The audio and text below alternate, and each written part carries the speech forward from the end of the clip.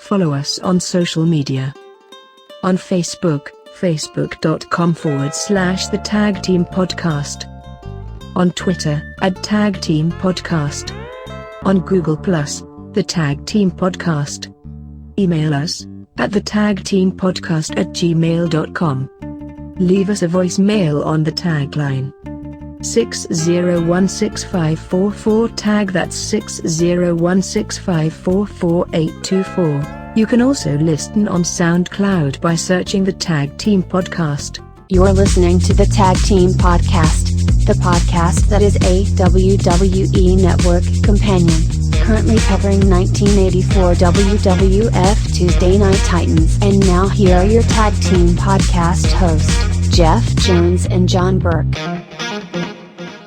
Happy National Dollar Day, everyone. Dollar Days! I think that means everything at Dollar Tree is free today. So why are we here? I don't know. Let's go. Thank you for listening to the... Oh, all right, guys. See y'all later. I think we have a podcast to do. Let's do this. I wanted free stuff from the dollar store. As if it's expensive anyway. Yeah, it is kind of out of my price range. I go to the 99-cent store. Well, I have a fly graveyard building over here at the fort. I don't know how they're getting in. Nobody else can get in. They managed to find a way in. I guess it's that time of the season. It's finally cooling off after this dumb heat wave we've had forever. It is getting that time of the year. Hopefully they'll die out soon. Yeah, I look forward to winter. It's a pleasant time of the year. Don't mind it as much as I used to. Is your blood starting to thicken up now? Yeah, I lived in Maryland for 2 years. This ain't crap. But we have ice and things to slide into.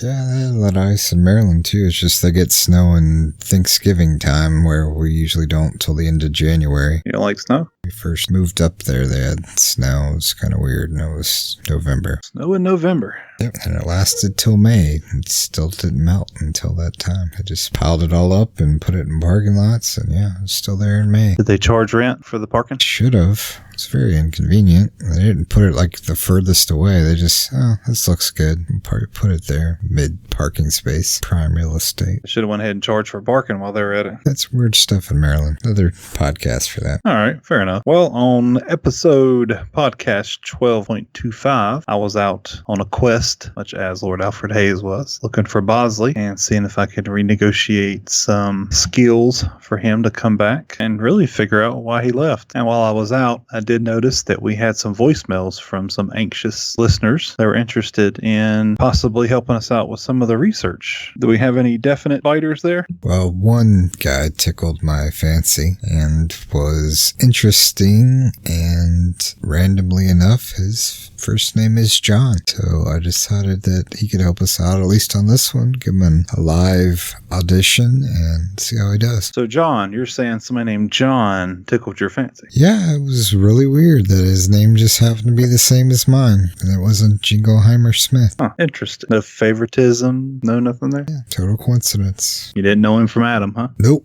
EOE. EOE. Well, I'll be interested to see how John number 2 does. We're just calling him Jay, but yeah. Jay, all right. Yep, Hester and the rest of his letters. Fair enough. We'll see how Jay does. I'm interested to hear from him. And did you say we'd hear from him on this episode? We will indeed. Ooh. Got him to do a little bit of research of one of the wrestlers and one of the things that I didn't know anything on. Oh, nice. So yeah. All right. Sounds like a plan. Previously on the Tag Team Podcast. And with that being said, let's recap episode 14.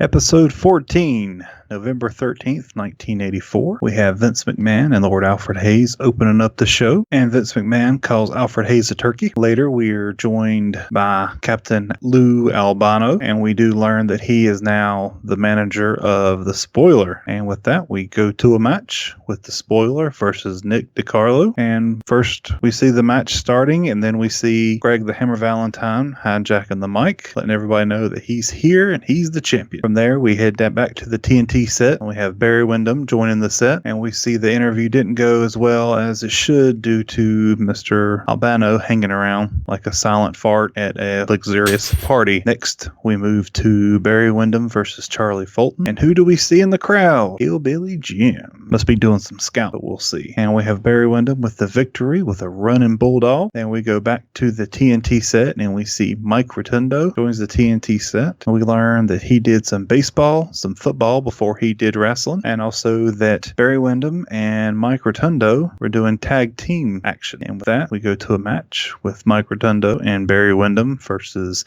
Muhammad Syed and Bobby Bass, BB. And for that match, it is very exciting, very fast action, and some good tags from Mike Rotundo and Barry Windham. And we see that Barry and Mike get the victory. Next, we have Nikolai Volkov versus Rocky Johnson. There's no singing in this match. Sorry for that. And we see that Rocky had a chance to do boxing instead of wrestling, but he chose to do wrestling instead. But that did not help him much in this match because he did end up losing to Nikolai Volkov. And the next segment we have, back to the TNT set, we have the world's oldest wrestling fan. And we do see that his favorite wrestler was the Swedish Angel, and that he's from Cut Shoe, Texas. After that, we go back to the set after a break, and we see David Sammartino joins the TNT set, and we hear Lou give him food advice and also advises him to watch wrestling matches. Oh, and change his last name. And with that, we move to a match with David Sammartino versus Mr. Fuji, and we hear the chant of egg roll and Oriental Monster. You just have to watch that match. Going back to the TNT set, we have Blackjack Mulligan joining the set, and he brings along with him the Continental Cowboys. And we learn that he is an American from Texas, and he has the chic that he wants to get his hands around due to him not liking America. But until then, we have to go to a match with Blackjack Mulligan versus Ted Grizzly, my favorite Punch-Out character, and we have him winning with a flying shoulder block. Next, we go back to the set, and we have square dancing, ladies and gentlemen. No singing, just banjos and underage kids square dance. After that, we go back to the set, and Vince McMahon talks to Blackjack Mulligan about Piper's Pit, and it shows a clip of him on Piper's Pit telling Piper that it ain't right the way he does stuff, and he's tired of the way that Piper's doing things. He's going to run his own show. And what is the name of his new show? Well, you have to check out episode 14 to find out. Next, we move to the advice to the lovelorn with the one and the only Captain Lou Albano. After that, we go to the Paul Orndorff review, and it shows two matches displaying Paul Orndorff's awesomeness in the ring, both finishes by pile driver. And that is the recap for episode 14, and I hope you did enjoy the gift that we put there of Vince McMahon at his best. Hi, I am Bosley and I am here with Hulk Hogan. Hulk, thanks for being part of this promo for the new Tag Team Podcast Shop campaign. Sure, no problem. For each shirt or item sold, a portion goes to the Tag Team Podcast to help fund the web bandwidth cost. We have shirts starting at $24.49. Wow, that's unbelievable. If you sold all those shirts, where's my percentage? Hulk, you don't get a percentage. Some of the money goes to the Tag Team Podcast since they are their shirts. Those are my shirts. I've got a right to sell them. Do you want to cash me outside? How about that? That's not what I want. Look, man, I made a mistake. I apologize. I was a real horse's ass. That's what I thought. To visit the Tag Team Pod Shop, go to shop.spreadshirt.com/the Tag Team Pod Shop, all one word, or click on the link in the description of this podcast or on the side of the web page. Do it. Brother, I guess I blew that one. It's okay, Hulk. Our listening audience are used to it. That's for damn sure. We had a very ugly incident. What's wrong with you? That's open hand slap, huh? Jim, come back. We're gonna cut you. He's all right. He's just sleeping. Yes, it is but another time for another incident. And this one I choose coming from 1994. Future. This has to do with 6 hungry men, 1 van, and 1 Dairy Queen. Let me preface this story by letting everybody know who exactly Jim Cornette is, if you don't already know who Jim Cornette is. He is certifiably insane, a distinction he earned primarily through the multiple meltdowns he suffered while trying to run the chronology struggling Smoky Mountain Wrestling promotion in the 1990s. And I believe there is a WWE Network, a short, I guess. There's not many episodes on there. I wonder if you call it a short, but miniseries maybe? In April to August with about 10 episodes of 1994. So there's 1 season, I guess you could call it. Yeah, there you go. Of Smoky Mountain. 1 Netflix season. Of Smoky Mountain Wrestling. So you feel free to check the WWE Network for that. But after Smoky Mountain Wrestling show in 1994, 6 hungry men, Jimmy Del Rey, Jimmy Cornette, the Thrill Seekers, which is a tag team composed of Chris Jericho and Lance Storm, J.R. Benson, and Rod Heed, set out on a journey for food, reaching their destination, Dairy Queen. They ordered food and they waited in line for about 20 minutes to learn that the workers have not yet fixed their food because they thought it was a rib. Jim Cornette says, "You haven't even started yet. We wouldn't have ordered it if we didn't want it." At that point, Chris Jericho said, as he mimicked the classical line of Spinal Tap, "This is not a comedy show. Does this look like a comedy bust to you?" The lady heard that and said, "Don't you cuss me, you won't get anything," and closed the window. At that point, Cornette went off. I have provided the link at the bottom of this podcast for your viewing purposes, as anything else that I get into will just be a bunch of beeps. Well, because Cornette is not censored. But yes, it was a epic turn of events there. Nobody got hurt. Nobody got arrested. They did get their food eventually. Spoiler. But it is definitely worth the time to watch it. I thought that was good. I thought that was really entertaining, and that is Jim Cornette in and of himself. And that'll do it for Incidents for 1994. Future. Yeah, that'll be on the Facebook.com website for the Tag Team Podcast. Check it out while it's still up there. I don't think it's copyrighted. Never know with YouTube. There is about 12 different versions of it, so I think we're safe. There you go. Once that link goes down, just email Jeff and he'll send you another one. Definitely. Do that 11 more times and you'll be good. If it goes down 11 times, I'll send you my personal link server, and you can LOL all you want to. We'll be right back from a word from our non-paying sponsor.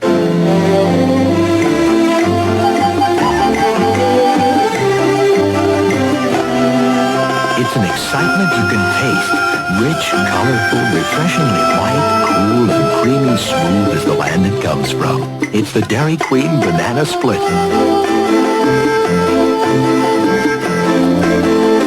Come taste the excitement. In the land of Dairy Queen.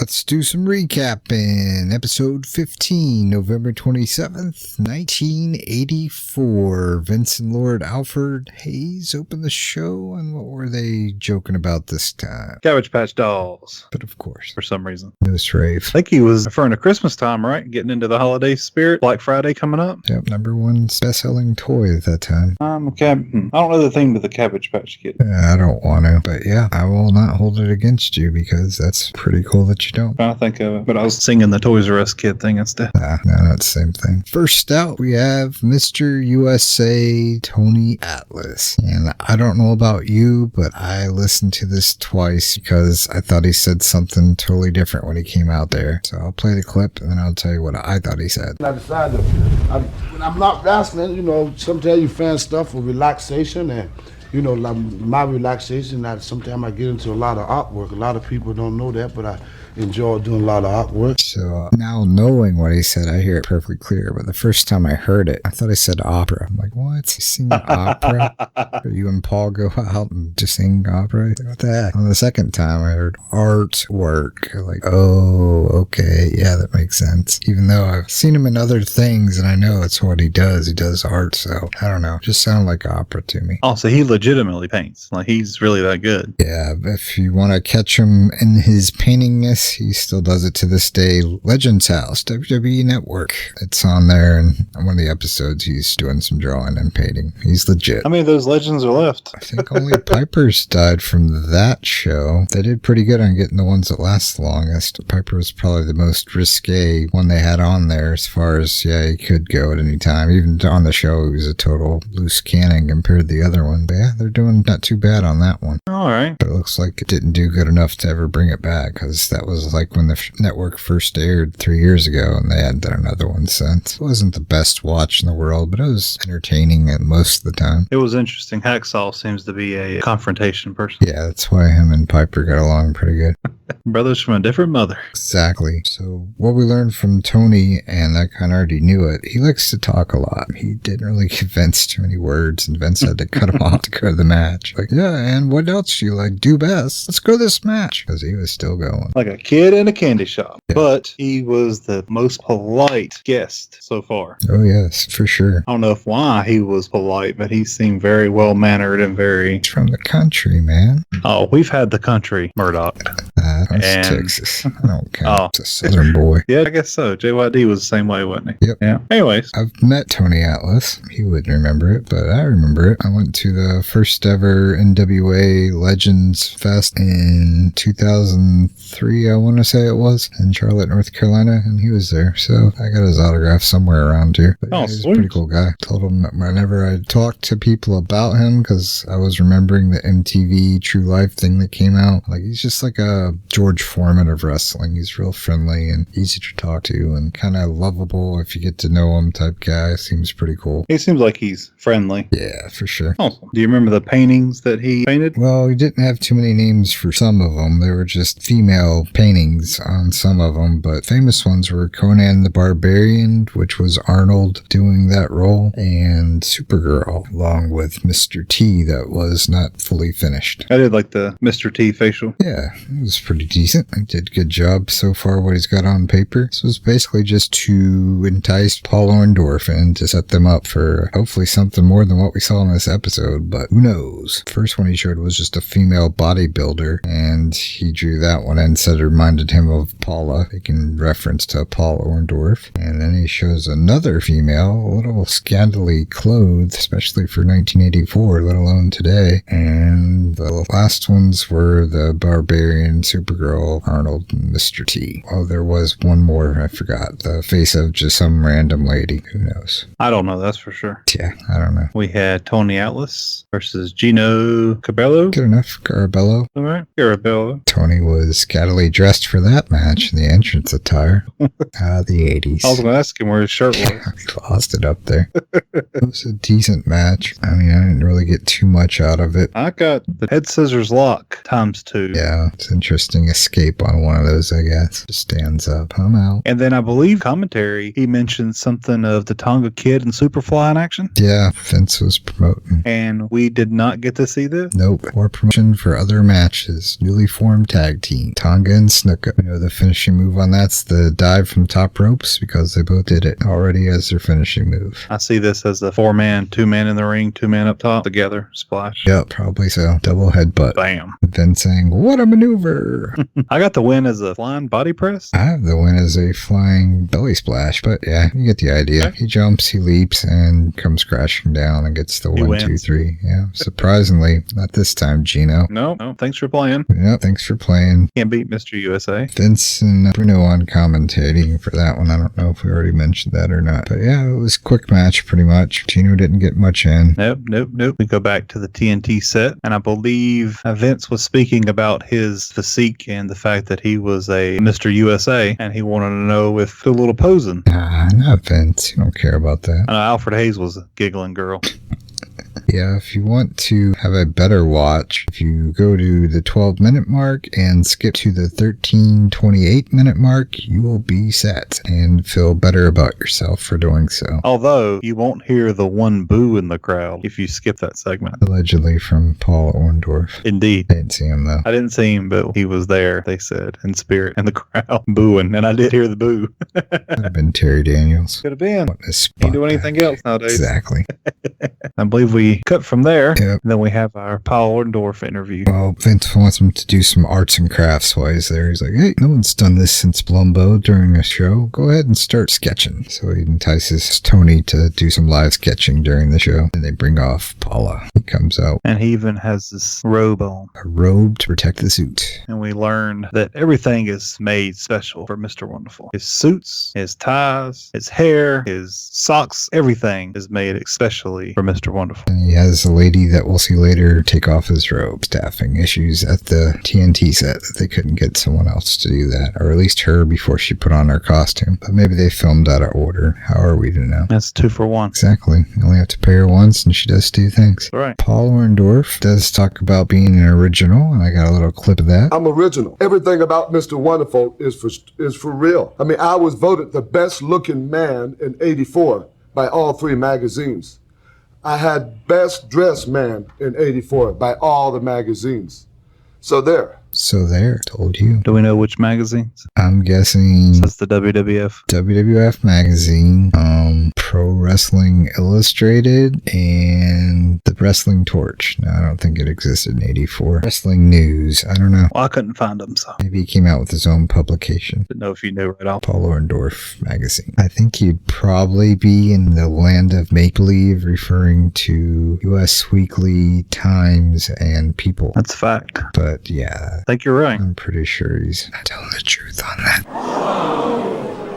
Not Paul. Yeah, I don't know. Maybe he's just No, not him. mistaken. And we do say, Vince speaks of Mr. Wonderful's arrogance. And Paul responds with, he's Mr. Wonderful. He's the best wrestler in the WWF, not the WWF. And in the world. Blue. It's a kingpin. That's why he's arrogant, because he's the best. And then he leads on with I'm original. He compares the drawings that Tony Atlas did to Willie B. We'll find out a little bit later about Willie B. Go to a match of Mr. Paul, and it was actually started off pretty quickly. Only took 40 seconds to get started. Just moving up the pace a little bit. I was impressed. Yeah. He was facing 5'7", quick draw Rick McGraw. Mouthful. Yes, for sure. Who had a fancy robe as well. There's a reason why he had a fancy robe. What's that reason? He stole it? I don't know, but I'm pretty sure there was a good reason. He's trying to out fancy Paul. Oh, yeah. And it's actually something we forgot to mention in the interview. Paul Orndorff had spoke about why he wasn't the champion, or why he never got a championship title match. He never got anything. And I do have some trivia on Rick McGraw. I can go over seemingly quick, because the match, there wasn't too much to the match. Rick McGraw was a person that the heels would beat before getting a title shot over. He was actually used as somebody that would put over the heels that were ready to challenge the WWF champion, whether that be Bob Backlund, Greg the Hammer Valentine, which he spoke in the interview and says, I don't care who it is, Greg Valentine, whoever, he just won a championship shot. And I actually did make a little footnote here. We're going to go in the future just a little bit.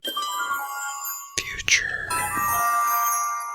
On October 26, 1985, on an episode of WWF Championship Wrestling, McGraw was a guest on Roddy Piper's Pit segment and got on the host's case about always shooting off with the mouth and not wrestling on TV, prompting Piper to accept the challenge to wrestle him on the show next week. During his entrance, Piper repeatedly said, I'm going to show you why they don't let me wrestle on TV. McGraw wore Piper's signature Hot Rod t-shirt to the ring before blowing his nose on it and throwing it at Piper at the start of the match. Piper quickly took control, throwing McGraw out of the ring and twice into the guardrail. After no-selling several punches and kicks in McGraw's comeback, Piper hit him with a swinging neck breaker and 2 DDTs on the second, prompting the referee to stop the match, declaring McGraw unable to continue. Piper stomped him a few times, then yelled into the camera, "That's why they don't let me wrestle on TV." Coincidentally, the unusually violent match, taped October 22nd, aired the morning after McGraw died, leading some viewers to assume that Piper killed him.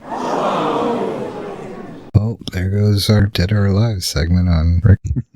Spoiler. I found that coincidental. Yeah, that's interesting for sure. Most unusual, as I should say, for this episode. But yeah, that was a little tidbit that I had found. I thought that was very interesting. It's hard to believe they'd have a 5'7" guy to put people over, but I guess it makes the heel look even badder that he's picking on somebody not his own size. I don't know. Yep, but for most of the time, he had a pretty back and forth match with the heel. He wasn't just a complete jobber. He was kind of above it. Who's the S.T. Jones jobber?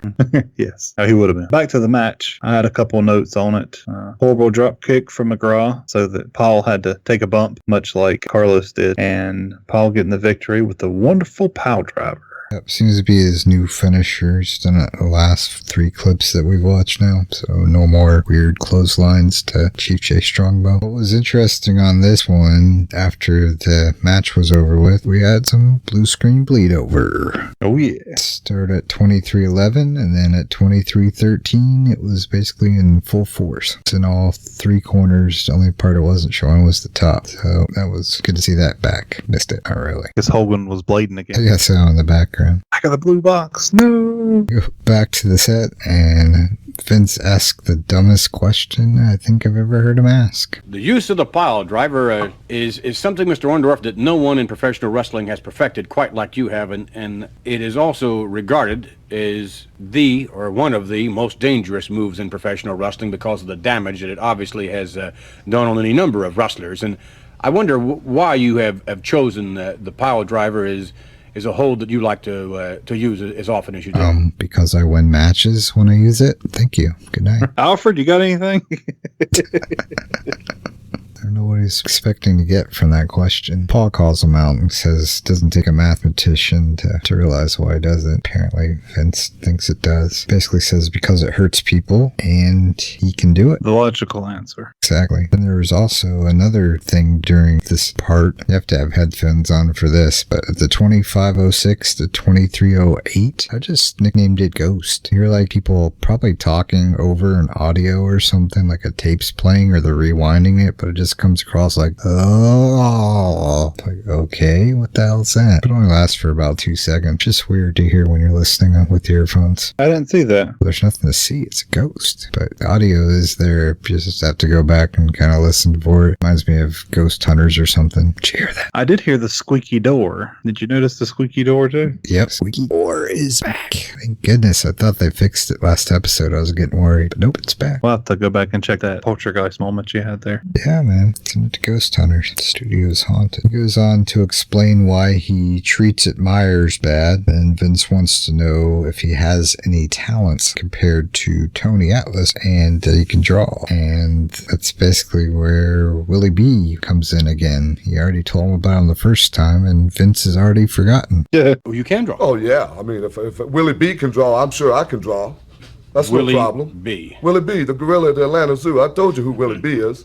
Looks just like Tony Atlas. Things you could say in 1984. I got nothing on that one. I gotta let that one be.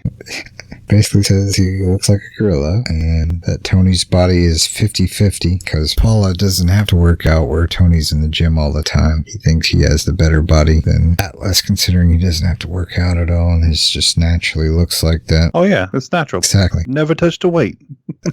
Just shots and other stuff. Yeah. They go over to see Atlas's progress. They go to a commercial when they show it to us. Then they come back and they show it to Paula and he is not too impressed. Make fun of me, embarrassing me in front of all these people out there. No, but that is a nice... Huh? You got to admit, that takes Obviously, talent. you don't know how to spell. And that face, that doesn't even come close to me. That looks more like Boy George in a purse. I don't wear no purse. I don't have no dress on. Where you make it? Oh, wait a minute. Huh? You think it's funny? You want to come out here and make fun of me, embarrassing me in front of my people? That is not his intention. That's not, yes, it was his intentions. And that's why you got me out here. And that's why you bought this big gorilla out here to do that. You think it's real funny? The people out there hollering Paula, posters everywhere I go, them little rugrats hollering Paula, Paula, Paula. Everywhere I go, it's Paula.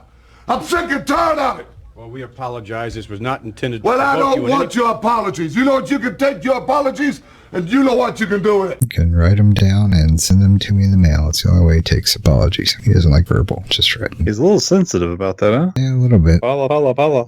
The picture was of a female Paul Orndorff with a little bit longer hair, and as Paul Orndorff put it, he was wearing a purse, even though to me it looked like he was carrying a purse, and he was wearing a dress, and it said Paula out to the side. I thought it would look decently well. It could have been an alternative Halloween costume or something if he wanted to. True. He didn't necessarily say that's what he was wearing right now. He's maybe just making a suggestion. Well, he just thinks he's so pretty. Paul always, makes sure his hair is just right and his nails are done just right. So he was just showing what everybody else seen. He wasn't attacking him. Well, this ordeal leads to a challenge. Pose down challenge. Because, I guess Vince is there and this is what he likes. I've never issued a pose down challenge to anyone. No, but I do like the fact that this segment is actually building to a match for once. Maybe not. The only one that keep wanting a match was Tony Atlas. Vince did not say anything about it, and Paula did not acknowledge it being said. Who knows? Only hope. I hope so, because that was a good send-off there. I concur. Next up, a makeshift set of Cafe Rene, and it's basically just the side shot of the studio there with some stage and fancy lights around it and a couple of tables. Oh, wasn't a real cafe? I'm afraid not. Wow, fooled me. It looked authentic. No, they were just right beside the stage they just came from. On this, we have dancing, magician, and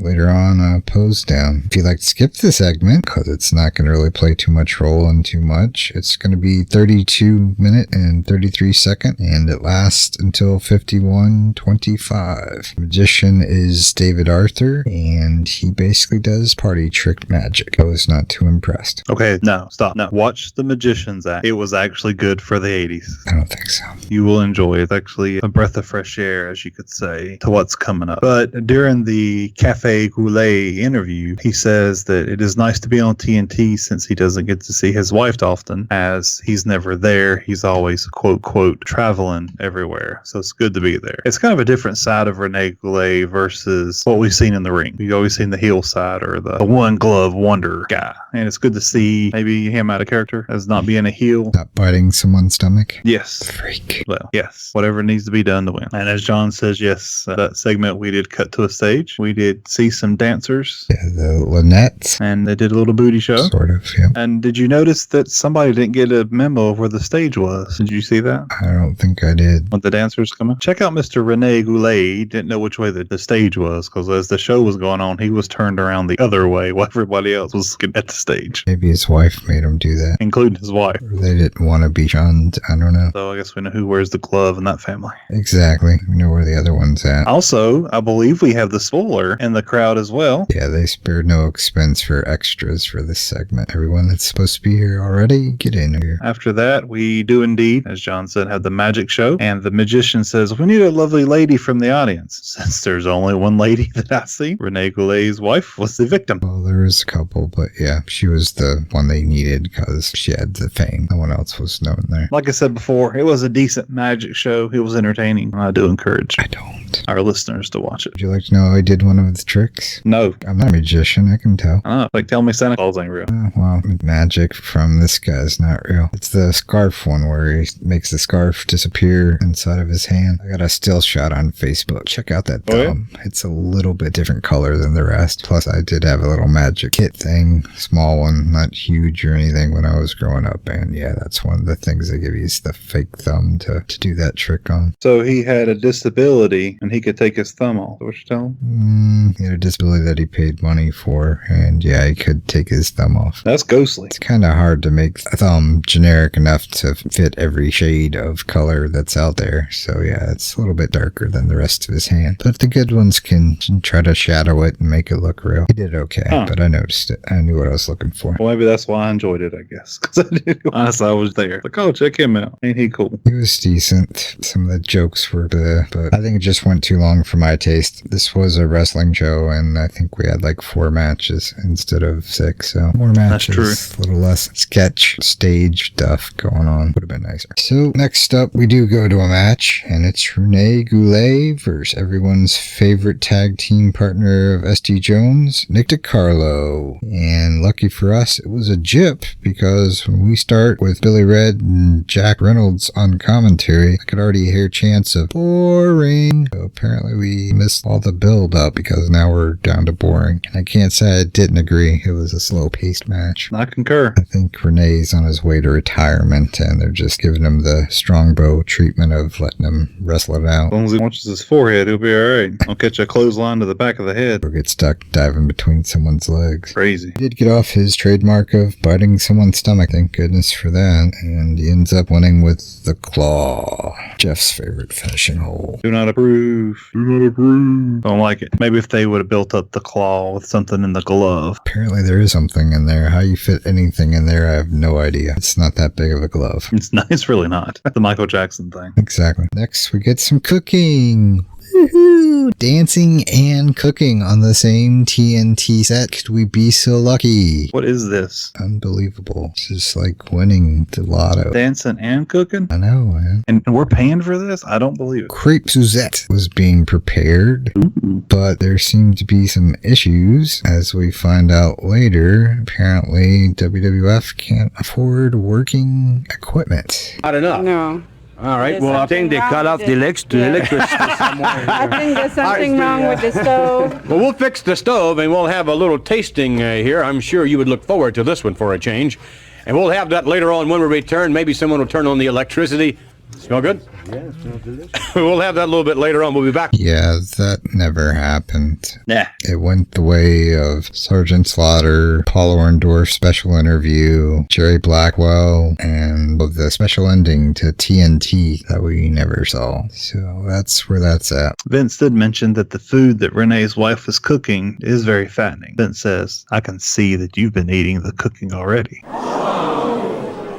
Whoa. Yeah, shots fired. Uncalled for. Very uncalled for. We just call him a fat beast and roll him on down the stairs. Horrible thing to say to somebody, especially a person that's so nice to invite you into his kitchen and let you eat some of the food. In his cafe. Even worse.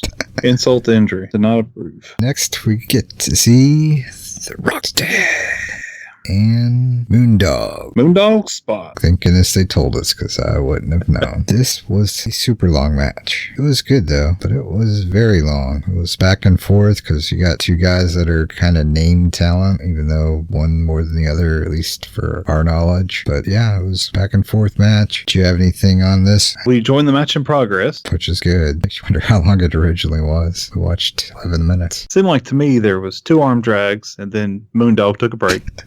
And then they come back, and then there was 2 headlocks. Then he took a break. He took a second. And I noted in there, for a big man as big as Rocky was, he was extremely agile. He moved like a cruiserweight in the ring. And I noticed some of the spots Rocky had a hell of a time trying to sell for Moondog, because I guess Moondog is just klutzy. Didn't like that drop kick. Look, I'm just saying.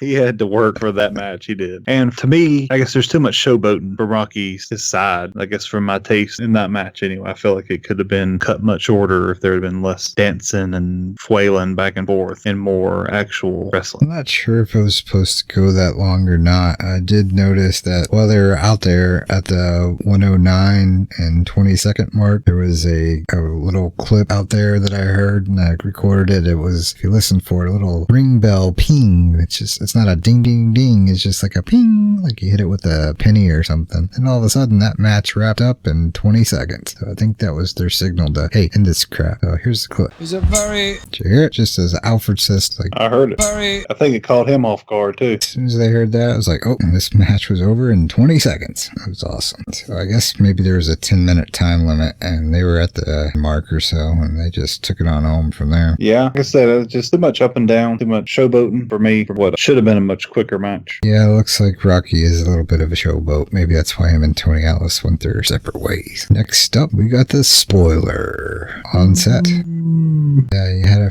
couple of boos, but he just ignored them. He was asked, why the mask? And he said, it gives him a psychological advantage and his opponent a disadvantage. It's a good incentive for wrestlers to try to beat him and take off the mask in front of everyone. And he likes a mystery. Also, Vince states that he has a reputation for bending the rules and breaking the rules. And the Spoiler states, hey, if you don't get caught, ain't no problems. Spoiler's trying to set a standard around the world. And as long as he wins, there ain't no problems. And he says that young kids and older kids and people write him state that he's number one in their eyes. We go to a match, and it's Spoiler versus Billy Travis. Did you catch how they introduced the Spoiler? As the National Heavyweight Champion. And what the heck could that mean? We all know Hulk Hogan's the champion. So I asked Jay to do a little bit of research, and here's what he came up with. Take it away, Jay. The original version NWA National Heavyweight Championship was the major singles title in the NWA affiliated Georgia Championship Wrestling from 1980 until 1986. In spite of its name, the championship was never defended on a national basis, but, rather, it was used only within the territorial region in which Georgia Championship Wrestling ran its operations. In 1984, Vince McMahon's Titan Sports Incorporated, which operated under the World Wrestling Federation brand name,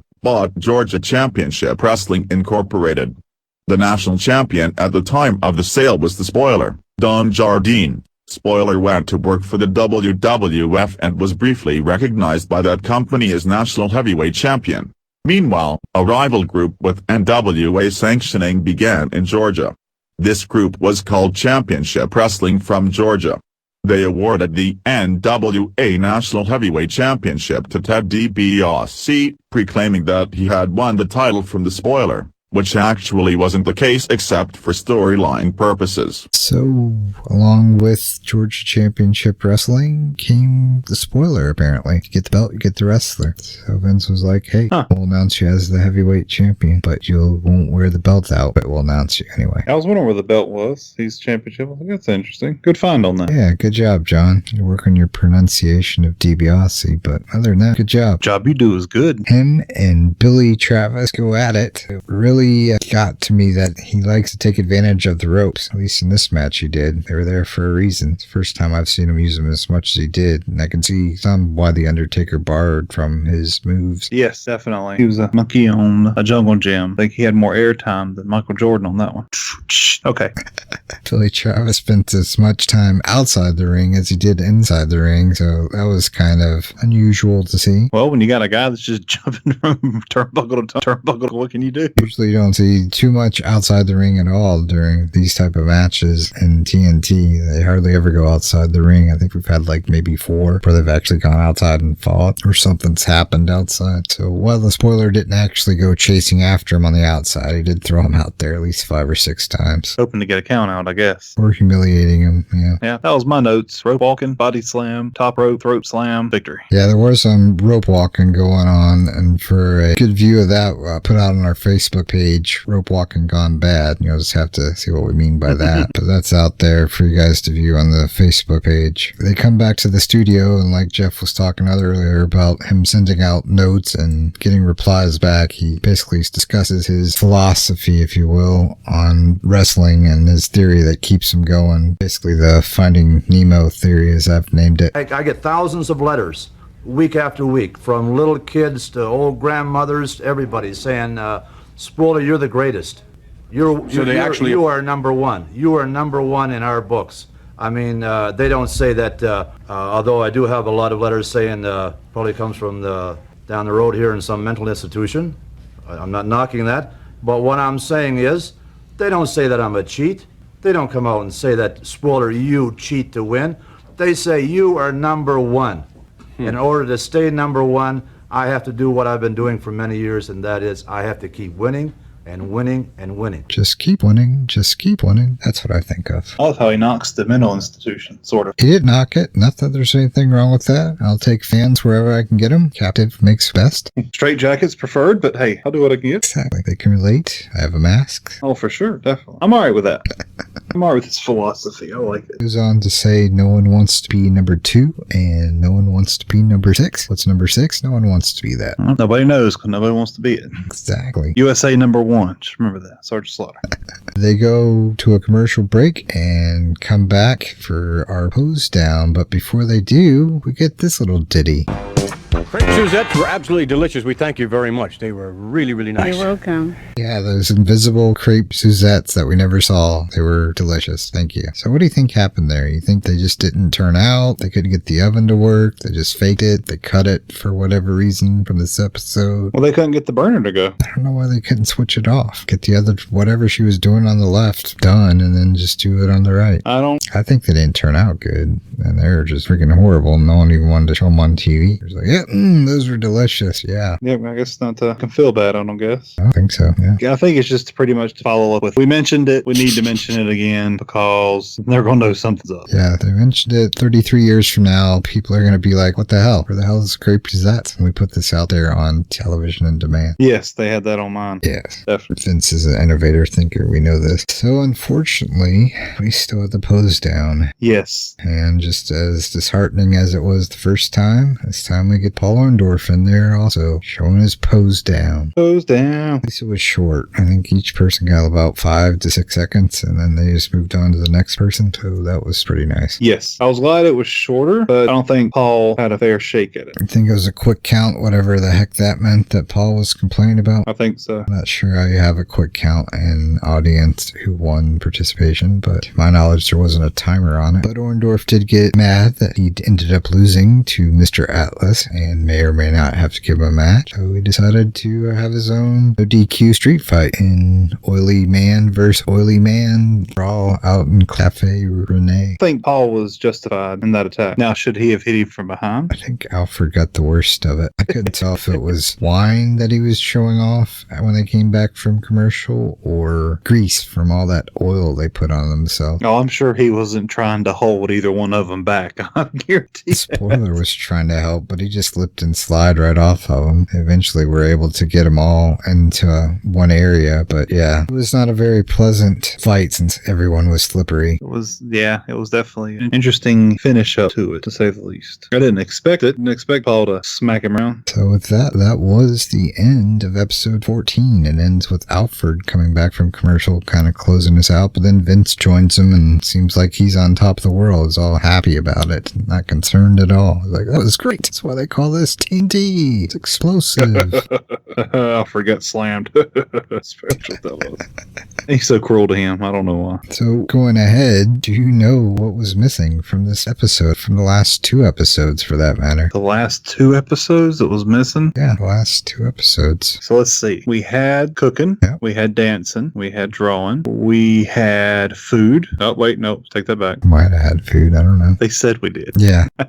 We had... Someone had food. We had adventure because we went out of the studio to the cafe. This episode did not have the Lovelorn. You're correct. In it. But we had that the last episode, so that's not it. The only thing I can think of, and I'm pretty sure that there's a reason why, no mailbag. No mailbag. It's officially dead. It's terrible. Did people actually start writing? They were like, oh no, we have to stop this? Crap, people think it's real. The writers just ran out of ideas, so they just dropped it all together. No, they ran out of ideas and they had 2 men posing. Completely out of ideas. I think Vince pulled trump card on that. It's my show. We'll do what we want. I say pose down. Bodybuilding is going to be huge. You think he had that mentality? Knowing what we know about the WWF later to come, about, 7 years from then? Yeah, what a disaster that was. I would say it would be bigger than the XFL disaster, in my opinion. Didn't probably lose as much money, but didn't get as much publicity. But to me, that was a bigger flop. Yeah, that is true. At least the XFL went on to do stuff for the NFL, provide new camera angles and some talent they took over that didn't have shots before. Yeah, bodybuilding did nothing for no one. Except for Arnold. Oh, he wasn't part of the WWF. I mean, they tried to put Lex Luger in there. That's about the extent of it. Well, that's why it failed. That was the problem. It's a total package. What are you talking about? I guess so, with a good manager. So Tony Atlas was a big prominent in this, and so was Paul. They really didn't have a lot of extra talent besides the jobbers. It was just 3 guys that carried the whole show. And we're trying to track down some stuff to put it on YouTube. There was a good 1999 Tony Atlas True Life MTV I'm a Pro Wrestler, where it's Atlas, Triple H, China, one guy that's in the indie business, one guy that doesn't deserve to be in the business, that's basically a lazy loser. I wouldn't even call him lovable because he's not. He's just 24 years old, dropped out of everything, still lives at home and thinks he's going to become a pro wrestler. So if we can find that, we'll post it up there on Facebook. Look for that if we find it. And if not, there's always the Legends House on the network, and that'll show you a more modern Tony Atlas post Mark Henry manager, I would say. Where the 1999 one was obviously before he was managing Mark Henry. We will do our best. Get Jay on it, John. I'll see what he can do. I don't know how good he is with computers. He was looking up stuff in encyclopedias when I walked by earlier. Jesus. I thought we threw them away. It's Encyclopedia Britannica? Yeah, I believe those were the ones. Oh, God. You remind me to throw away the Childcraft books whenever we get finished. Will do, man. All right, ladies and gentlemen. What was historical Tuesday 27th, 1984? And that special week of November, in the U.S., we're listening to Wake Me Up Before You Go-Go by Wham!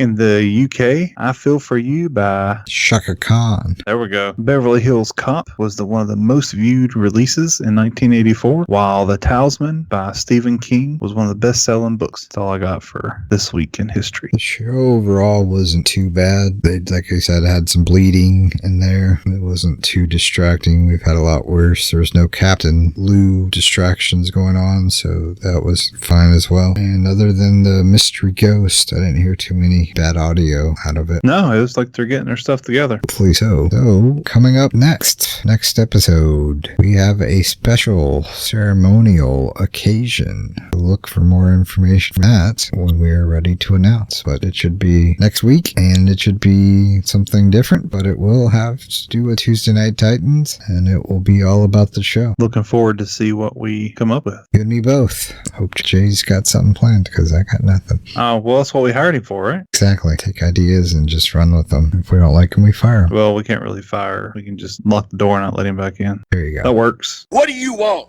You keep touching my leg. And with that, thank you for listening to the Tag Team Podcast. Tell your friends, tell your family, tell your family's friends, tell the friends of your family to download.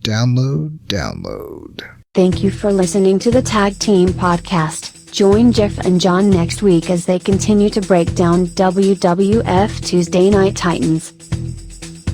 But let me go and find me something to slip into because I want to show him.